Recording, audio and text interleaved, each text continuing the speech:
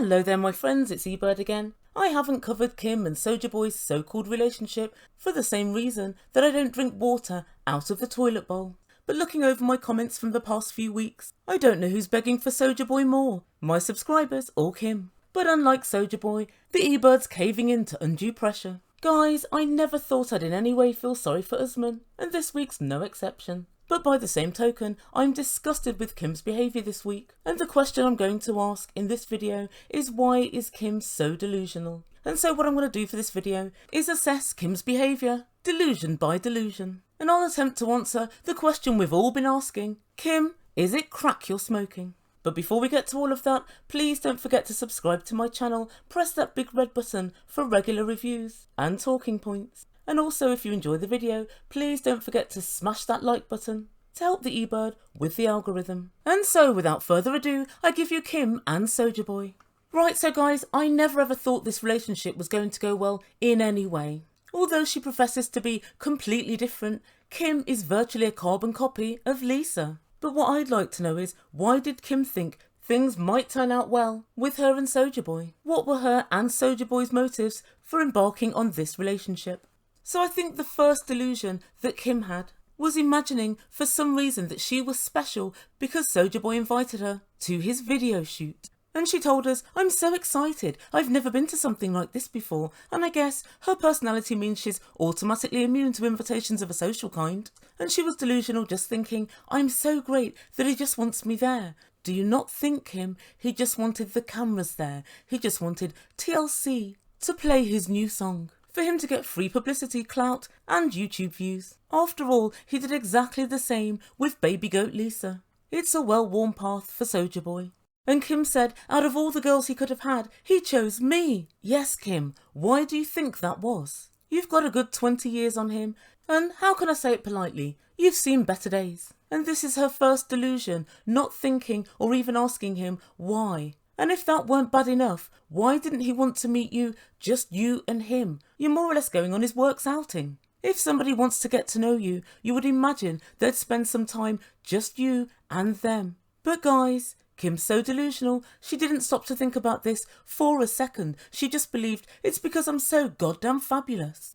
And the second delusion she has is that somehow Sojaboy's going to treat her as a love interest, as a girlfriend. I guess it was possible, but how did you meet him, Kim? As a fan. So she messaged him as a fan, and he responded to her, and when things went sour with Zara, yep, this is her, he then started talking to Kim in a semi-romantic manner. Now you and I know that if you start out as a fan, you're very likely always to be seen as a fan and always to have a lower status in the relationship than the person that you're a fan of. And to some extent she knows this, but she can't help herself. Guys, she adores Sojaboy almost like he's a celebrity. So Kim went to greet Sojaboy off his flight. And what did she do? She had a bunch of flowers. She was smoothing down her hair and saying, I'm so excited, I can't wait, I'm so excited. And when she saw him, she raced over to him, kissed him, preened him and gave him the flowers. That's stalker fan behaviour, my love. Eminem wrote a song about you quite some time ago. So when they got to Tanzania and she and Usman were in the car with Usman's employees Badmus and Slam T, they said, oh, nice to meet you, you're the super fan. And she said, don't call me that, I'm not a fan. And even Sojaboy snapped, don't call her that, don't call her a fan. Why? Because you know being a fan isn't conducive to suddenly then making that person your partner. And also she calls him Sojaboy and not Usman, which one time he even pointed out and said, you normally call me Usman, not Sojaboy. But you see, she can't help it, she sees you as Sojaboy. At all times she displays fan behaviour. The second delusion that Kim has is imagining if she makes herself compliant and pliable and does all the things which she believes Sojaboy will like, he'll see her as a viable partner. She believes that he can't see her for who she is. We all do, so why wouldn't he? Kim believes that she can mask the truth for the 3 weeks that she's with Sojaboy. Now guys, I was going to say, let's just flesh out a few times when the mask has slipped, but the truth be told, she's never had the mask on. Not really. We're all well aware that her attitude smells worse than a rotting corpse, but for some reason she thinks that Sojaboy won't notice. So the first example was when she told her 2 friends on the beach that she was happy for Sojaboy to have another wife because she doesn't want to have any more kids. Oh Kim, Mother Nature decided that, but I digress. And her friends looked surprised and shocked. She tried to pull the wool over everybody's eyes by saying, well, in his culture, arranged marriages are accepted, so I don't want to disrespect his culture. Really? Let's fast forward a moment. So she accompanied Sojaboy to meet up with a female artist who was going to provide dancers and models for his video. And when she first heard of this meeting, she said, I should stay at home. No, I'm not going to go. I'm not going to go. And Slam T and Badmus agreed with her and said, yeah, Sojaboy, go on your own. But she wanted Sojaboy to put his foot down and to say, no, Kimberly's coming with me, which he duly did. But she was ready to kick off if that didn't happen. You could tell by the snap of her neck. But both the look on her face and the tone of her voice told everybody there that she was desperate to go to ensure nothing was going to happen. And when they arrived at the restaurant, she was super aggy to Sojaboy. And she said, what's the purpose of this meeting? Do you know her? What's the point of it? Is she pretty? Oh, good Lord, Kim, and you think you could share him with another wife? He can't even have a bloody meeting in peace. And then she said to production, if she tries to flirt with him, or if he tries to flirt with her, I'm going to get up and walk out because I don't play those games. And she was snapping her head and giving all the attitude in the world. Remember, guys, Kim said he can have another wife. And Sojaboy must have clocked onto her bad attitude before this girl turned up. As it turned out, everything went okay because the girl was quite magnanimous and she was like, you guys are dating and you make a cute couple. So she kind of buttered them up. But if not for that, there would have been a Baby Goat Lisa style storm out. And another time when her jealousy shone through was when she was on the way to the video shoot and she said, I should be modelling in this video. I bet my ass is bigger than theirs, meaning his dancers. Kim, it might well be, but I'm not too sure that the length of your ass actually counts. And so we see she's comparing herself already to other women, just like Baby Goat Lisa. So the whole I'm not jealous diatribe is obvious crap for all to see. And so the third delusion that Kim's labouring under is that nobody notices she's trying to buy Sojaboy. So firstly, she booked the honeymoon suite, which is the most expensive room in the hotel and very romantic, for her 2-week stay. And because they were sleeping in separate rooms, she actually said at one point, I'm going to show him my room and I think it might get him in the mood. Oh dear, he duly declined. But there was a more flagrant display of her attempting to purchase him, and this was when he first arrived. The first meeting they had, I think it was in his hotel room, she bought him a PS5 and a MacBook Pro. A MacBook Pro's $2,500. He was so happy and he hugged them. And the truth be told, he hugged them more than he'd hugged her. Kim, if you have to purchase somebody, there's nothing there. He's not even your partner yet, but even if he was, you're not helping out your partner with a bit of rent or bits and bobs that they may not have enough money for. You're buying him luxury gifts that a lot of people in the US or in the West do not have enough money to purchase. And in that moment, Sojaboy knew, oh shit, I'm going to take these gifts, but now she thinks I owe her. Yep, you're exactly right. And the next thing I want to discuss is basically her neediness with regard to Sojaboy. So when she first met him, she said, how do I look? Do I look like my picture? How do I look? And he said something like, you look much better than I thought you would, which, let's face it, isn't really a compliment. And she was beaming like a Cheshire cat. That statement really did give me shades of the Nicole and Azan 55% statistic. You look better than I thought you would. That means nothing. I thought you'd look like Shrek, but you're not that bad. Yeah, Kim, it's an extremely low standard. And Kim is so needy that she never ever seems to notice that he's always moving back from her and looking uncomfortable and recoiling from her. Kim, did somebody poke both of your eyes out at birth? How do you not see that? Kim has a rather concerning haircut and her forehead's a sniper's dream, yet she still thinks that Sojaboy could only possibly have eyes for her. If you have to ask somebody, how do I look? It's not a natural compliment. It just isn't. She dresses in quite a masculine manner.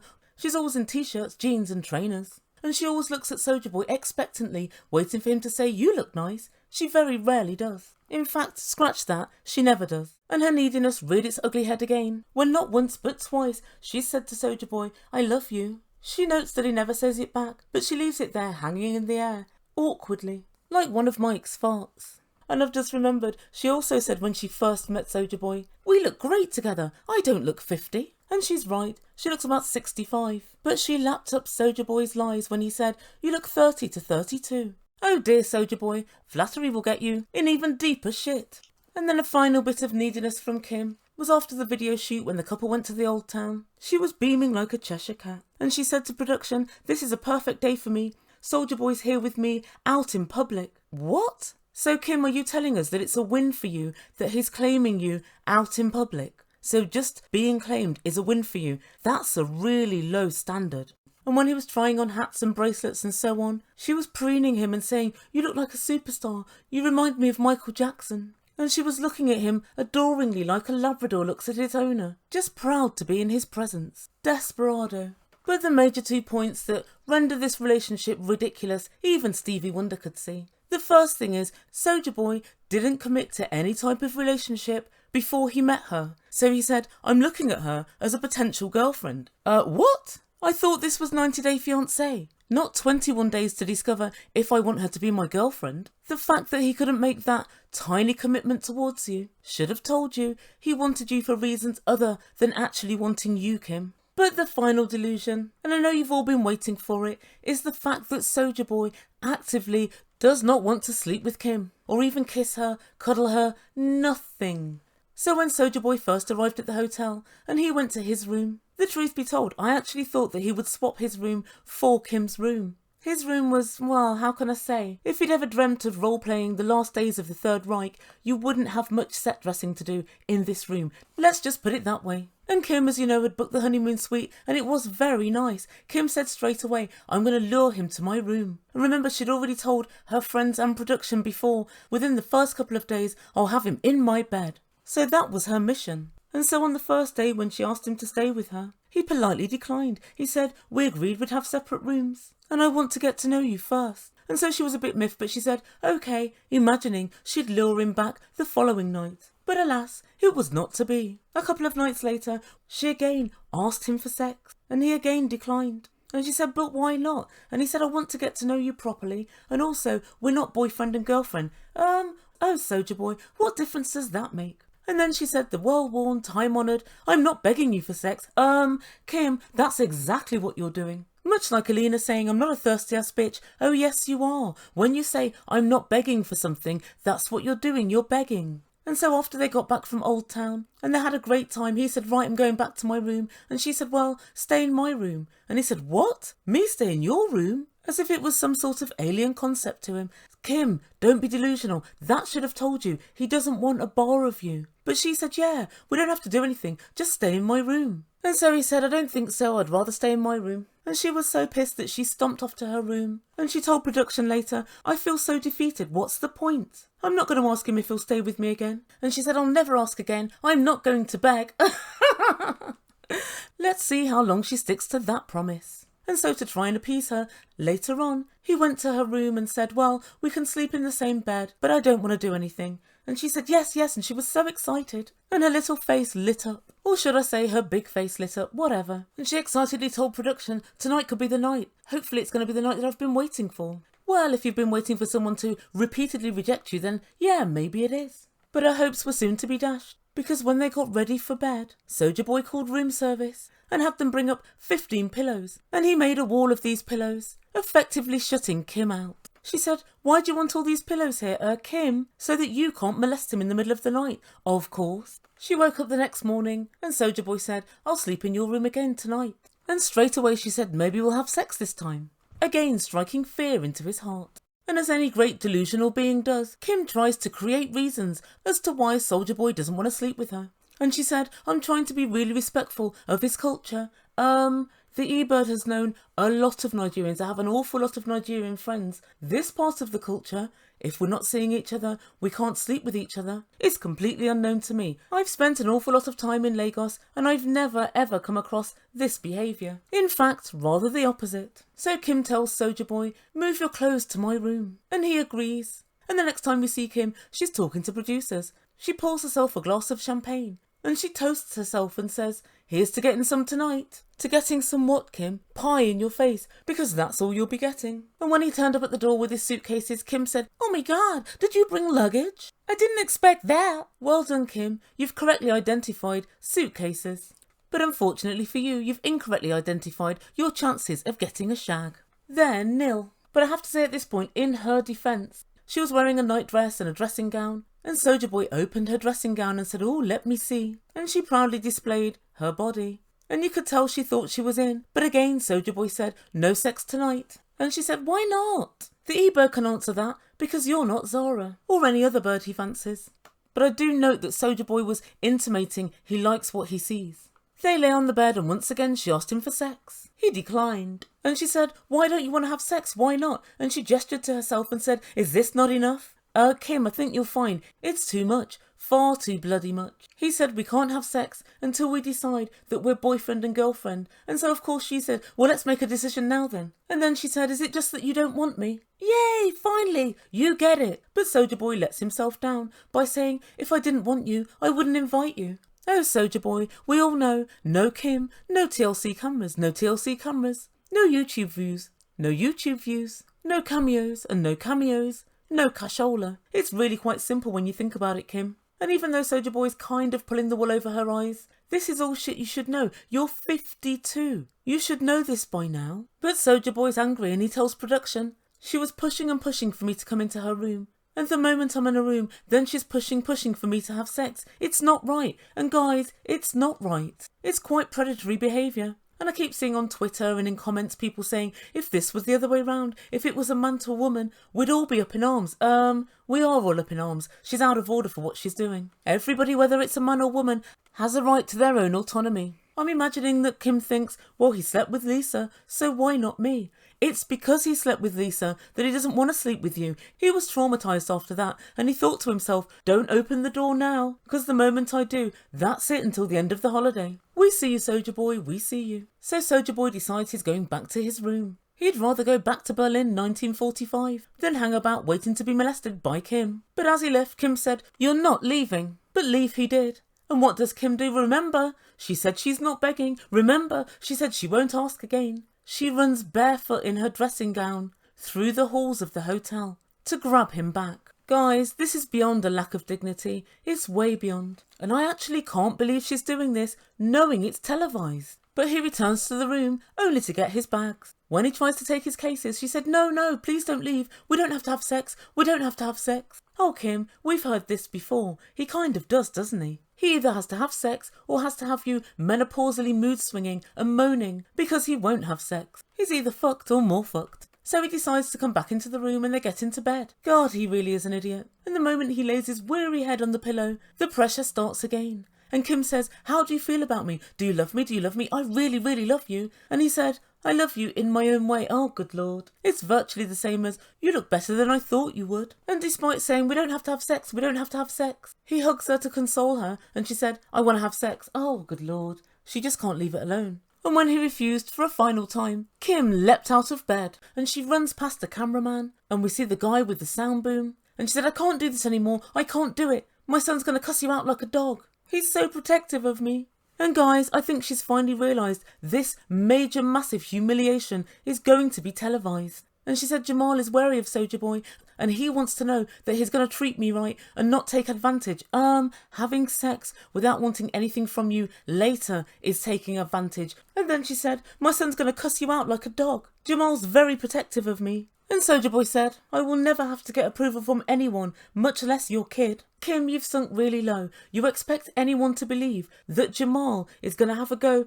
at Usman because he refused to have sex with you? Is that the depths you've sunk to? Guys, this is beyond undue pressure. It really is. I think Jamal would prefer not to know his mum's shagging Sojaboy as soon as she gets to Africa. And she said, you're making me look really bad right now. And Sojaboy said, I didn't say that I was going to be in a relationship with you, and I didn't say I was going to have sex with you before I came. I said we were going to have separate rooms. What's the problem? And I can answer that, Sojaboy. She looks like a desperado, and it's just dawning on her that she's never going to coerce you to sleep with her, and so now she looks absolutely desperate, and she won't have got what she came for, which is a bit of Sojaboy's pogo stick. So I've come to the conclusion that much like Alina before her, and maybe Danielle with Danielle and Mohammed, what she also wanted was validation. I need to show the world that this good-looking person fancies me. I am good-looking. I'm desirable. And if that doesn't happen for the world to see, if you don't claim me and let people know we're having sex, it low-key intimates that you're not fanciable because he doesn't want to have sex with you. It really says a lot more about how Kim feels about herself than how she feels about Sojaboy. And if this relationship was ever on, which I don't think it was, she's screwed the pooch. But the final card she tried to play, which is, he's disrespecting my son. He didn't say anything about your son. You brought it up. All he said is, I'm not answerable to your son, which in fact, he isn't. Really, Kim, from the moment you arrived, you've treated Sojaboy as a little celebrity stroke sex object. And you licked your lips lasciviously at him the very first moment you saw him. Not many people, man or woman, want to be just regarded as a sex object. And that's what you're doing. So guys, what do you think? Let me know in comments down below. Do you think Kim's behaviour has been first delusional and then terrible? I really do. She should have known from the way that everything had been going that he wasn't really interested in her in that way, and that this was more than likely something for TV. But she chose to be delusional and to think, I'm such hot stuff, he's bound to want me. And lots of people on social media have been saying Usman's leading her on. And unfortunately, I don't concur. He's leading her on to a certain point, but she continues to say, I won't ask you for sex, I won't bug you. And the moment he gets into her room, she does. All he can do at this point is keep a massive distance between them. I think Kim's had delusion upon delusion upon delusion, which has led her here. She's ignored every sign and every red flag, and she's chosen to just believe Sojaboy wants me for me. And guys, you know how I feel about Sojaboy. I'm not absolving him of anything. I know he's in this for clicks and clout, but Kim, you've seen the TV show. You saw his relationship with Lisa. You've seen as much of him as I have. Why is it that you don't know? And also, once you do know, once you realise he doesn't want to sleep with you right now, you leave him alone. Kim really did think she could buy him with a MacBook Pro and a PS5. The consistent pestering and sulking and tantrums leads me to the not unreasonable conclusion that you are just like baby goat Lisa. It's completely unfair in every way to try and use your son in order to push Sojaboy to sleep with you or to make him feel, I don't know, bad in some way. You've crossed every boundary there is and you've made for some very uncomfortable watching. You are in no way entitled to sex, and you're also extremely out of order for pestering Sojaboy to the degree that you've pestered him when his no. He's said no in every single way, yet still you pressurise. She pretends that she's not stalkerish and that she's hands off, and she'll let Sojaboy just do his thing. But it wouldn't surprise me if she'd put spyware in that MacBook Pro she gave him. It wouldn't surprise me at all. She believed that those gifts would give her unfettered access to sex, and now she's realised that's not the case. I think she literally can't believe it, and that's why every 20 seconds, as if she's got Tourette's, she throws out, I want sex, I want you, let's have sex. It really is quite an unbelievable sight. So guys, let me know what you think in comments down below. Thank you so much for listening. Please don't forget to like and subscribe and all of that good stuff. It's fun over here. Come on, press that big red subscribe button. And I'll see you very soon with another video. You've been listening to Ebird Online, and I bid you good day.